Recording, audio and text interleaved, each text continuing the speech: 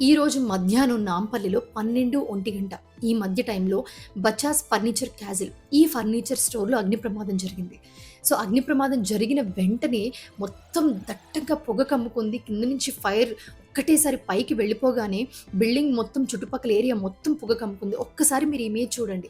So, ఈ ఇమేజ్‌లో చూస్తే కింద నుంచి పైనున్న 4 ఫ్లోర్‌లు కూడా ఫర్నిచర్ ఉంది. అండ్ అలాగే కింద సెలార్‌లో కూడా కంప్లీట్‌గా ఫర్నిచర్‌తో ఫిల్ చేసి పెట్టారు. దాంట్లో పనిచేస్తున్న వాచ్‌మెన్ ఎవరైతే ఉన్నారో ఆయనకి 2 పిల్లలున్నారు.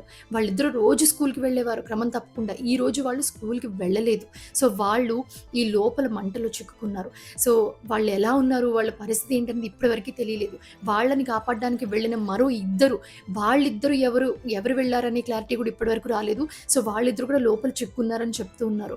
పోలీసులు వెంటనే వచ్చారు. రెస్క్యూ టీమ్స్ వచ్చాయి.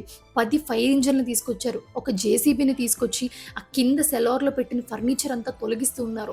లోపలికి వెళ్ళడానికి విపరీతమైన పొగ. ఈ ఇమేజ్ ఒక్కసారి చూడండి. పొగ ఆ చుట్టూ ఉన్న ఏరియాస్‌ని ఎంత దారుణంగా కమ్మేసిందంటే ఆ బిల్డింగ్‌లో ఎంత ఘోరంగా ఉంటుంది అనేది మనం ఊహించుకోవచ్చు. సో, మొత్తం ఆ పొగని తట్టుకుని మొత్తం రెస్క్యూ టీమ్ కూడా లోపలికి వెళ్ళే ప్రయత్నాలు చేస్తూ ఉన్నాయి. జేసీబీతో మొత్తం ఫర్నిచర్ మొత్తం పక్కకి తీసేసి లోపలికి వెళ్తూ ఉన్నారు. అండ్ అలాగే అది కూడా కాకపోతే పైన అద్దాలు ఏవైతే ఉన్నాయో అద్దాల్ని పగలగొట్టి లోపలికి వెళ్ళడానికి కూడా ట్రై చేస్తున్నారు. ఇలా కాదు అని చెప్పి ఒక రోబోని కూడా తీసుకొచ్చారు. ఆ రోబోకి కెమెరా ఉంటుంది. దాన్ని లోపలికి పంపిస్తే లోపల ఉన్న వాళ్ళ పరిస్థితి ఎలా ఉందో మనం తెలుసుకోవచ్చు అని చెప్పి దాన్ని కూడా లోపలికి పంపించినా కూడా వర్కౌట్ అవ్వలేదు. ఎందుకంటే ఆ పొగ అంత దారుణంగా ఉంది. అక్కడికి సర్జనార్ వచ్చారు, కలెక్టర్ హరిచందన వచ్చారు. అండ్ అలాగే పోలీస్ ఆఫీసర్స్ అందరూ వచ్చి ఈ రెస్క్యూ టీమ్‌లో మొత్తం వాళ్ళని కాపాడడానికి బయటకి అసలు ఎంతమంది ఉన్నారు, దాంట్లో వాళ్ళు ఎలా ఉన్నారు, వాళ్ళ సిట్యుయేషన్ ఎలా ఉంది అనేది తెలుసుకోవడానికి అక్కడ కంటిన్యూగా 6, 7 అవర్స్ నుంచి వర్క్ చేస్తూనే ఉన్నారు.